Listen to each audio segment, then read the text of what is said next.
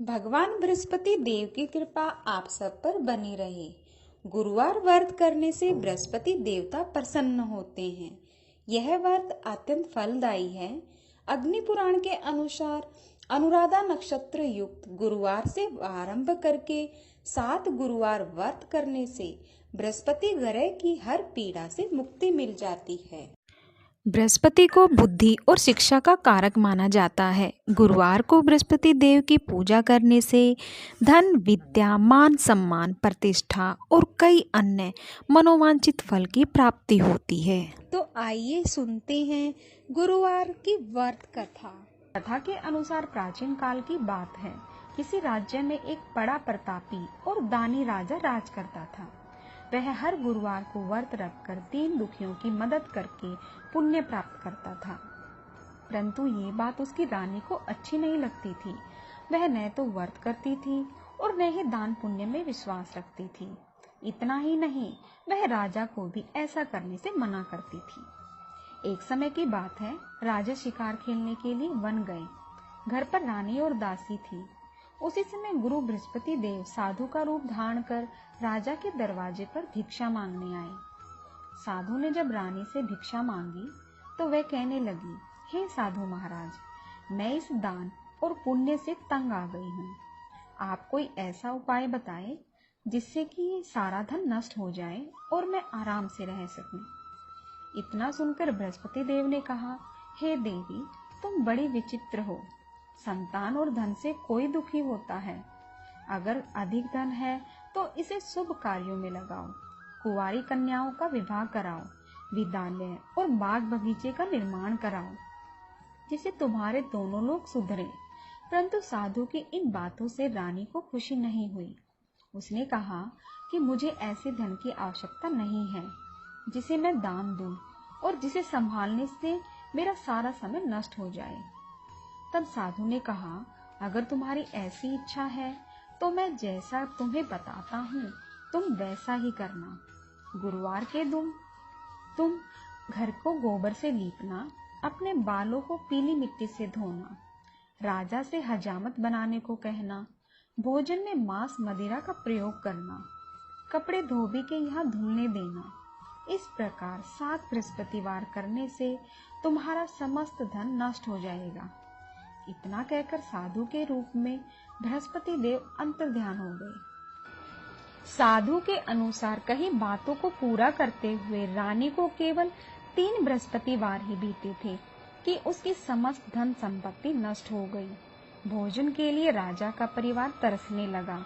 तब एक दिन राजा ने रानी से बोला कि हे रानी, तुम यहीं रहो, मैं दूसरे देश को जाता हूँ, क्योंकि यहाँ पर सभी लोग मुझे जानते हैं, इसलिए मैं कोई छोटा कार्य नहीं कर सकता। ऐसा कहकर राजा दूसरे देश चला गया।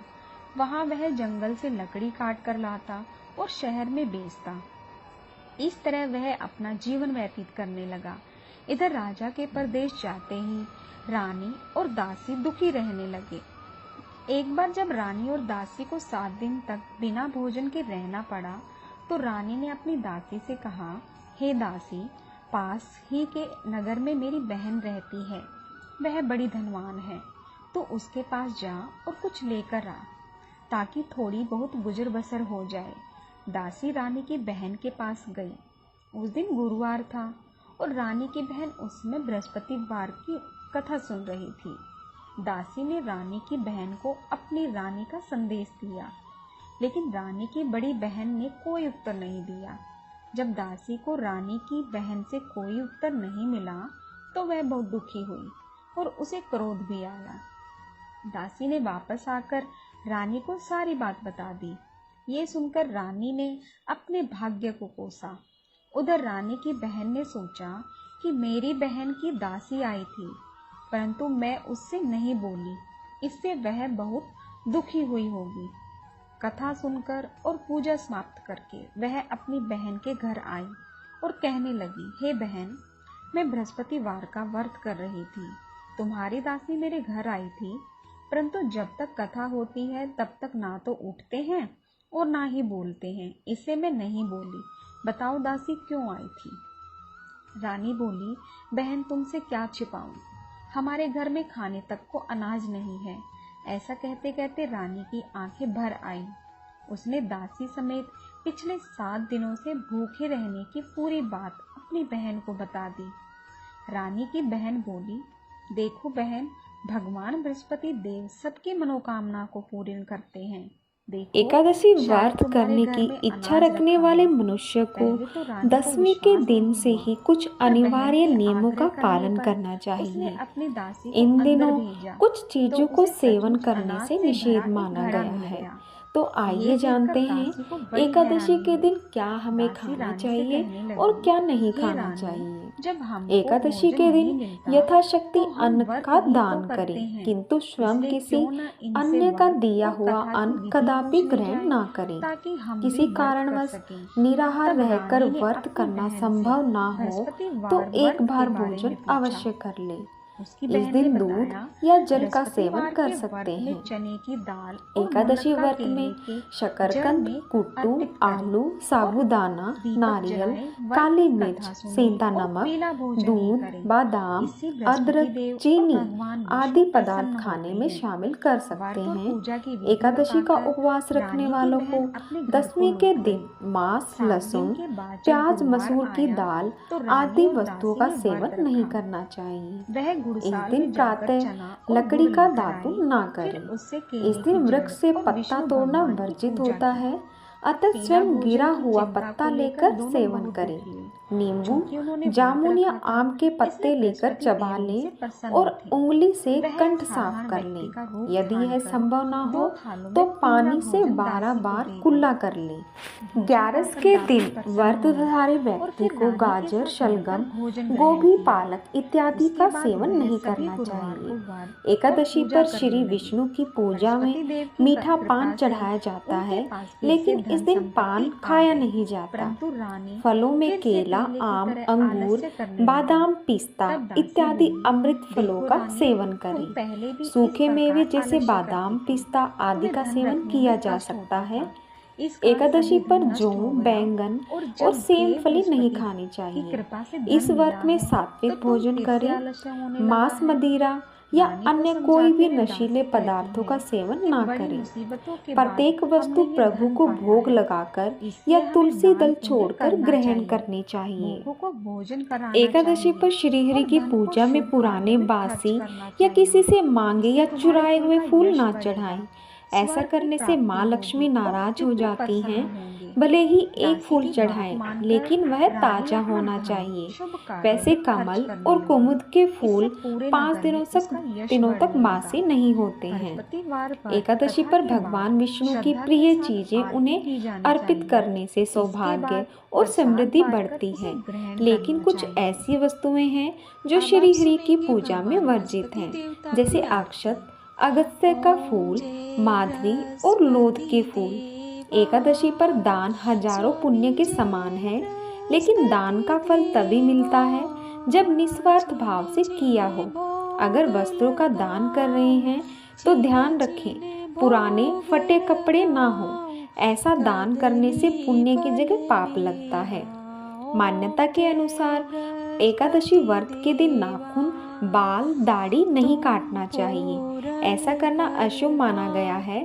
क्रोध का त्याग और ब्रह्मचर्य का पालन करें। ध्यान रहे, एकादशी व्रत दशमी तिथि से शुरू हो जाता है और द्वादशी तिथि खत्म होने से पहले इसका पारण कर लेना चाहिए, नहीं तो व्रत व्यर्थ चला जाता है। एकादशी पर कंद, चावल, लहसुन, प्याज, मसूर की दाल, बैंगन खाने से परहेज करें। इस दिन इनका सेवन करने से व्रत का फल नहीं मिलता। जिन्होंने व्रत नहीं किया वह भी एकादशी पर इन चीजों को ना खाएं।